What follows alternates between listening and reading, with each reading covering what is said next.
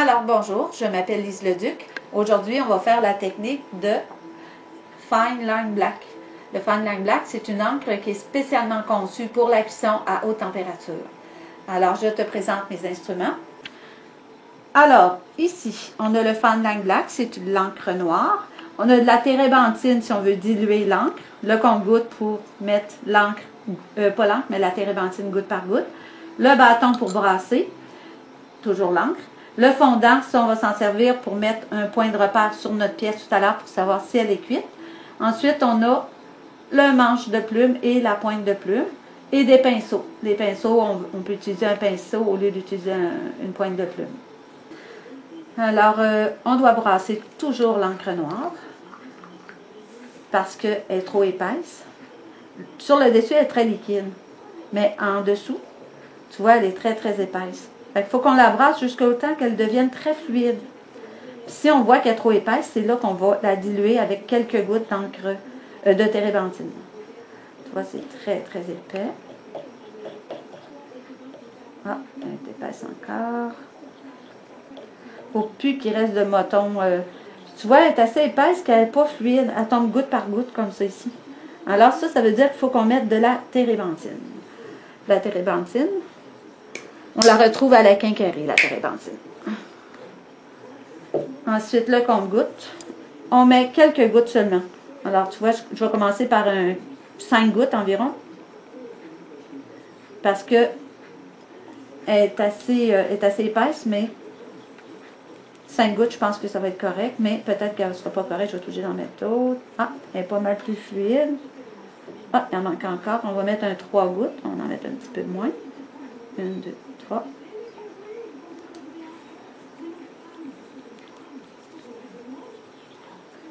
C'est ça, si elle est trop épaisse, on ne pourra pas l'utiliser avec, la pointe de plume. Tu vois, elle est fluide. Là. On la voit, là, elle coule bien. Peut-être encore juste un petit peu, 2 gouttes, ça va être suffisant. 1, 2. Et voilà. On referme la térébenthine parce que ça sent très fort. Et on brasse comme il faut l'encre. Après ça, on laisse le bâton dedans. Parce que l'encre, on va la brasser à peu près à toutes les 2 minutes. Parce qu'elle se dépose rapidement dans le fond du pot.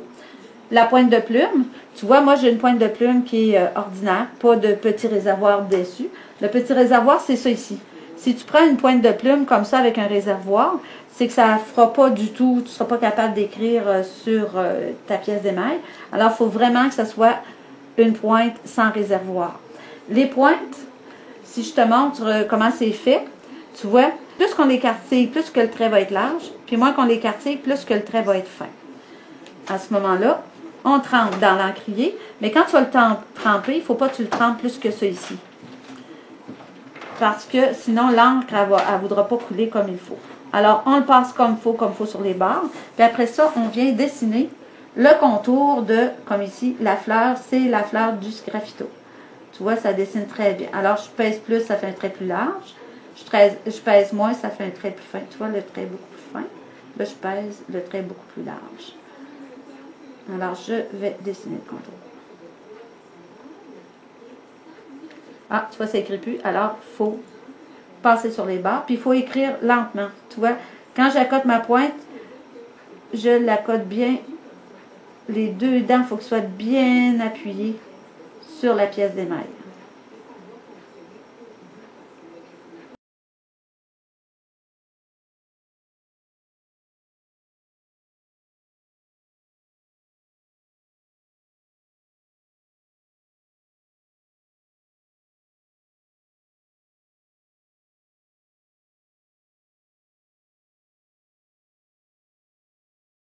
Ça fait, tu vois, là, ça écrit plus. Alors, je le trempe encore dans l'encrier. Et je recommence. Là, j'ai pesé beaucoup, ça fait un trait extrêmement large. Puis ensuite, le contour. Hein. En temps normal, tu vois, j'écris très lentement. Très, très lentement. C'est pas comme un crayon de plomb ou un stylo à billes.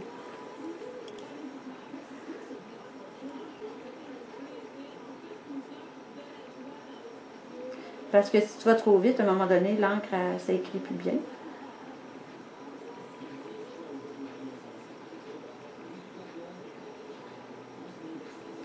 Puis on peut faire les petits ronds à l'intérieur aussi.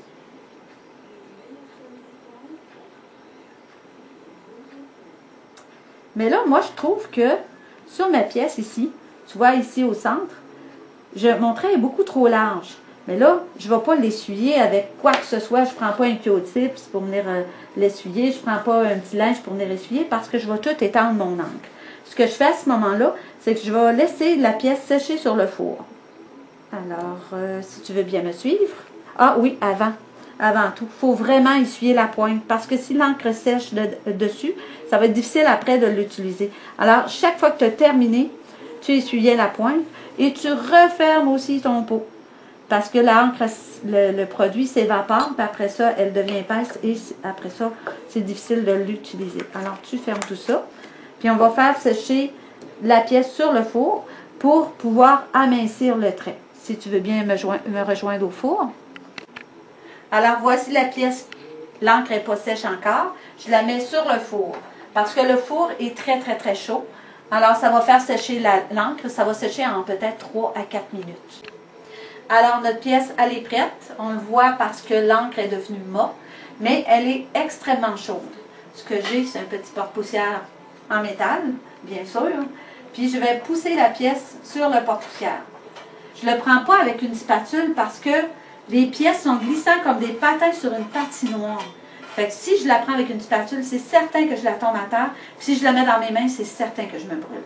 Alors, on se rejoint à la table. Alors, tu vois, mon trait est trop large ici. Ce que je vais faire, c'est que je vais prendre ma pointe de plume qui a été nettoyée, bien sûr. Là, je vais aussi avoir un Kleenex à côté de moi, un papier mouchoir. Puis je vais gratter l'encre. Puis à chaque fois que je gratte un petit peu, je viens essuyer pour enlever les petites grenailles d'encre noire. Parce que si je ne l'essuie pas, je vais étendre mes grenailles partout sur la pièce, tu vois. On vient l'essuyer. Alors, je peux amincir mon trait. Puis, tu vois, j'ai un petit rond ici. Je viens de l'enlever, tout simplement. Tu vois, ça s'enlève très, très bien. Puis là, ce que je vais te parler, c'est aussi qu'on peut utiliser l'encre avec un pinceau. Alors, on doit encore une fois la brasser. On brasse encore l'encre parce qu'elle s'est déjà déposée dans le fond. On brasse, on brasse, on brasse. Tu vois, elle est fluide, c'est beau. Alors, on essuie le bâton comme il faut sur les rebords.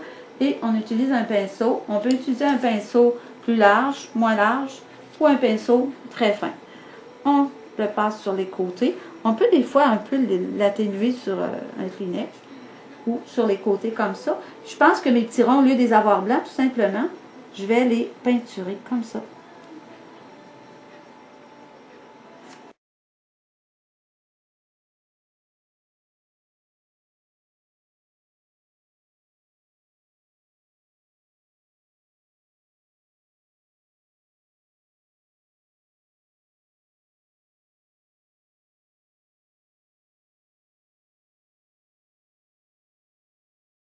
Un peu d'encre sur la pointe de mon pinceau. C'est ce que ça va donner. Alors, on va aller au four pour la cuisson. Mais avant tout, on va essuyer le pinceau.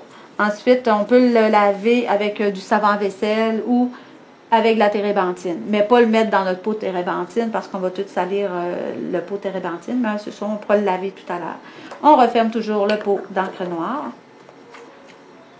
Et ensuite, on se rejoint au four. Mais avant tout, il faut que je laisse sécher l'encre parce que j'en ai mis très épais, comme ici. Fait que si je ne la fais pas sécher, elle va craquer. Alors, on va au four, puis on le remet sur le four. Alors, toujours le contenant de métal, un petit porte-poussière. On met la pièce dessus. Ensuite, on attend que ça refroidisse. Ça peut refroidir en 4 à 5 minutes. Elle est maintenant froide. Ce qu'on va faire, c'est qu'on va la mettre sur notre support, mais on va mettre aussi faut mettre un point de repère avant, parce que si on la fait cuire comme ça, on ne saura pas si la pièce elle est cuite. Fait qu'on retourne à la table et on va mettre un point de repère. Le point de repère, c'est qu'on met du fondant. Le fondant est toujours sans couleur. Ça veut dire qu'il est complètement transparent. On a deux façons de le mettre. On peut prendre la spatule, prendre un petit peu de fondant, le mettre dans un coin, Mais là, ça fait une petite bosse. Alors, on vient écraser la petite bosse au maximum possible. Juste pour dire qu'on laisse un petit point de repère. Après ça, on ramasse la pièce et on peut la faire cuire. Si jamais on ne veut pas le mettre avec notre spatule, à ce moment-là, ce qu'on fait, on prend un petit tamis, un peu de poudre, puis on vient le mettre juste dans le coin, comme ça ici. Pas sur l'encre. Si tu le mets sur l'encre, c'est que ça va faire des petits picots blancs. Puis ça va rendre ton encre un petit peu moins noire. Après ça, on ramasse. On la met toujours dans les mains pour la transporter et on s'en va au four. On met la pièce bien droite sur un support et après ça, on va l'enfourner. Pour savoir si le four est bien chaud, quand on l'ouvre, on voit un bel orangé, ça veut dire qu'il est à 1500 degrés Fahrenheit ou environ 815 Celsius. Alors, on ramasse la pièce, on rouvre la porte, il est d'un bel orangé, on met la pièce dans le four. On prend soin de voir le petit point de repère. Si on ne le voit pas, c'est parce qu'on ne saura pas si l'encre est cuite. Puis ça va prendre environ peut-être de 30 à 45 secondes. Alors, 1, 2, 3, 29, 30. Ah, il manquerait encore peut-être une dizaine de secondes. 1, 2, 9, 10. Oui. Ah, non, encore un petit peu, ça veut dire 4 secondes. 1, 2, 3, 4. C'est...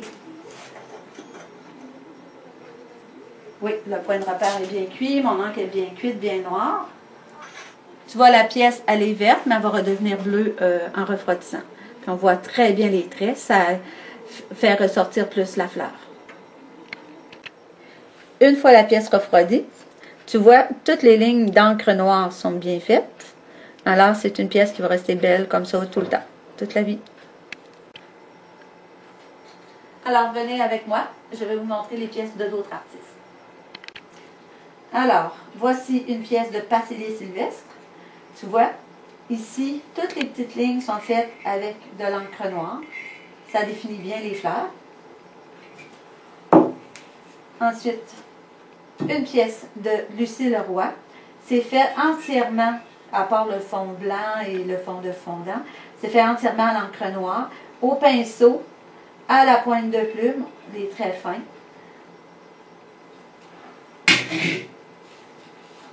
Ici, tu vois, c'est fait sur une pièce blanche, toute à l'encre noire.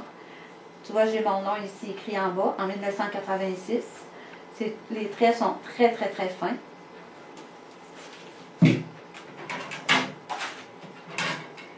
Ici, c'est une pièce de M. Roger Gingras. Tu vois, il a fait tout son décor dans le fond. Puis après ça, avec l'encre noire, il est venu faire toutes ces lignes pour montrer, définir le voilier. Ici, tu as des marguerites. Tu vois, la personne a fait toutes les marguerites blanches, le fond vert. Puis après, avec l'encre noire, elle est venue faire chaque pétale des marguerites. Celle-là, c'est une très belle pièce. Tu vois, c'est de la neige, des maisons dans la neige. Puis, les arbres ici sont faits, le contour est fait avec la pointe de plume. Puis ensuite, le reste est fait avec le pinceau. Tu vois, pour donner de l'ombrage dans l'arbre. Puis, tout le contour des maisons est fait à la pointe. Le rebord de la neige ici aussi.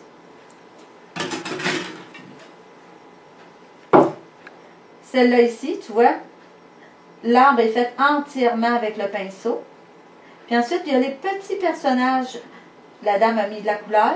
Puis après ça, elle est venue faire avec l'encre noire le contour des personnages.